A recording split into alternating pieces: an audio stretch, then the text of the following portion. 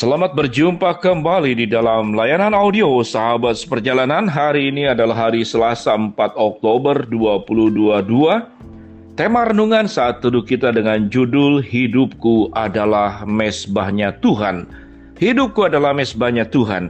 Firman Tuhan terambil dalam Hakim-Hakim 6 ayat yang ke-24. Lalu Gideon mendirikan mezbah di sana bagi Tuhan dan menamainya Tuhan itu keselamatan. Mezbah itu masih ada sampai sekarang di Ofra, kota orang Abiezer. Mari kita berdoa. Bapa yang di dalam surga, kami ingin menjadikan hidup kami sebagai mezbah-Mu. Kami ingin menjadikan kehidupan kami menjadi tempat tinggal kekudusan dan kebenaran-Mu yang kami ekspresikan dalam kehidupan kami. Dalam nama Tuhan Yesus kami berdoa, amin. Shalom sahabat perjalanan yang dikasihi Tuhan, hidupku adalah mezbahnya Tuhan. Di dalam perjanjian lama, mezbah adalah dianggap sebagai lambang kehadiran Allah, di mana orang datang kepada Tuhan dengan adanya mezbah. Orang kemudian mengaku dosa, datang kehadap Tuhan melalui media mezbah. Orang mengucap syukur, datang kepada Tuhan dengan melalui mezbah. Karena mezbah adalah bentuk kita datang bersujud kepada Tuhan dan menyembah kepada Tuhan, sekalipun memang Tuhan berada di mana-mana. Namun karena kita masih terikat oleh fisik ragani, kita butuh ada sebuah fokus yang perlu kita datang di mana kita menyembah kepada Tuhan. Sahabat perjalanan yang dikasihi Tuhan, mezbah saat sekarang mungkin adalah mimbar gereja yang kita hadiri di dalam kehidupan setiap kita masing-masing. Dan di dalam hakim-hakim kita bertemu ada banyak hakim-hakim. Jumlah hakim-hakim di dalam Alkitab itu jumlahnya itu belasan. Salah satunya adalah Gideon. Dan hakim-hakim sama dengan fungsinya seperti nabi-nabi, seperti rasul-rasul dalam perjanjian lama, yaitu menghadirkan kehendak Allah, menyampaikan kehendak Allah kepada umatnya. Dengan demikian sahabat perjalanan yang dikasihi Tuhan, karena hidup kita tidak bisa terlepas dari Tuhan. Kalau terlepas dari Tuhan secara fisik kita mati, terlepas dari Tuhan secara rohani kita menjadi jauh dari Tuhan dan jatuh dalam dosa. Kita tidak bisa terlepas ikatan kita dari Tuhan. Kalau kita terlepas dari Tuhan, maka semua yang buruk akan terjadi dalam setiap kehidupan kita masing-masing. Demikian juga Gideon menyampaikan kebenaran-kebenaran Allah yang kita paham dalam kitab Hakim-Hakim. Adalah bangsa Israel itu seringkali menyembah berhala, menyembah Baal, meninggalkan Tuhan, melawan Tuhan. Sehingga Gideon mendirikan mezbah yang dikatakan di dalam firman Tuhan di kota yang bernama Ofra yang dekat Abiezer, kota orang Abiezer. Sahabat seperjalanan yang dikasihi Tuhan, kemudian kehidupan kita sebagai orang percaya selain mezbah yang ada di gereja, maka Tuhan pun meminta kita selalu menjadikan adanya mezbah dalam kehidupan rumah tangga kita. Itulah yang disebut dengan mezbah keluarga.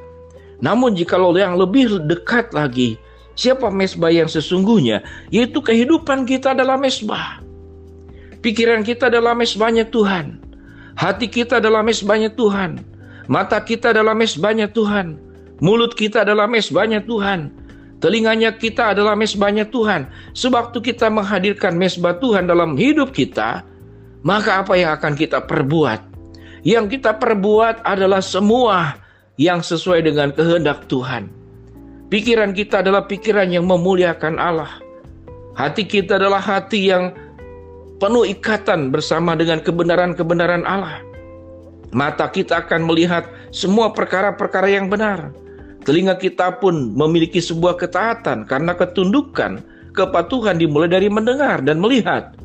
Maka kita menjadikan tubuh kita sebagai mezbahnya Tuhan. Dalam perjanjian baru dikatakan bait Roh Kudus. Itu maknanya punya kesamaan.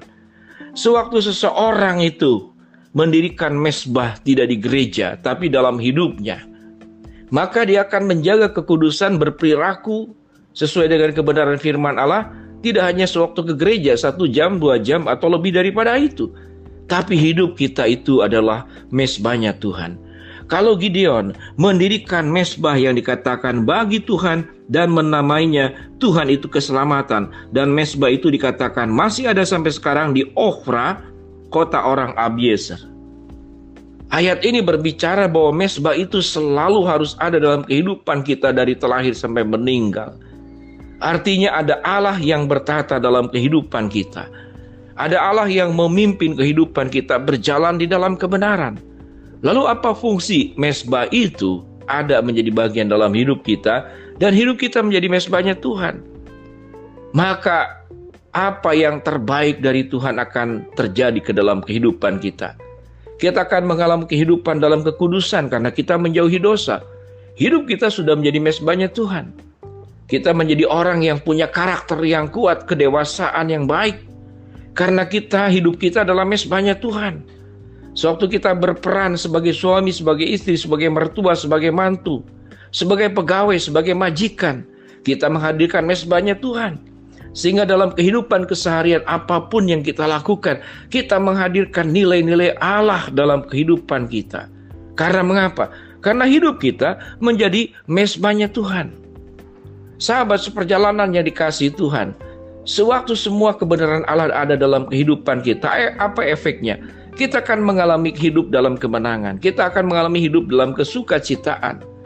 Kita akan memiliki karakter-karakter tabah dan kuat menghadapi berbagai macam persoalan hidup.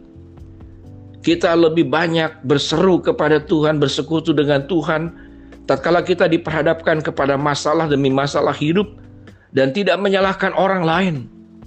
Kita akan hidup bagaimana menjadi berkat dan tidak merugikan, apalagi menyakiti orang lain. Sepanjang kehidupan kita, kita membawa mezbahnya Tuhan. Mengapa? Karena hidup kita menjadi mezbahnya Tuhan.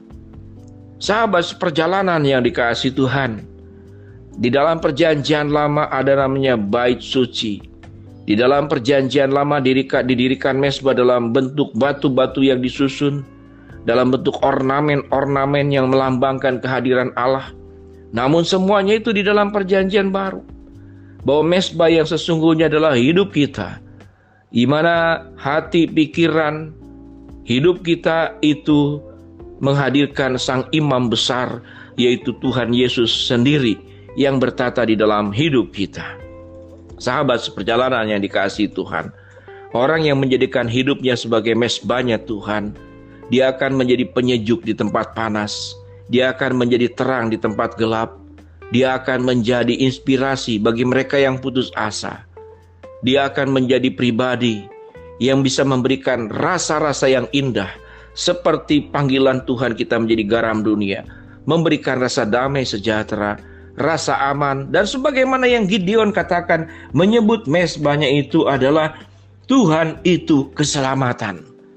Kalau ada mezbah Allah, yaitu hidup kita sebagai mezbah Tuhan, maka keselamatan akan menjadi bagian dalam hidup kita. Kita selamat dari perbuatan dosa. Kita selamat dari karakter-karakter yang buruk. Kita selamat dari cara berjalan yang menyimpang ke kiri dan ke kanan. Dan kita selamat dari berbagai macam godaan yang bisa menghancurkan kehidupan kita. Karena hidup kita sudah jadikan sebagai mezbahnya Tuhan. Mari sahabat seperjalanan, jadikan hidupmu sebagai mezbah Tuhan. Maka Tuhan dimuliakan lewat hidupmu, dan hidupmu penuh dengan menyalurkan berkat-berkat Allah kepada sekitar kehidupanmu. Mari kita berdoa.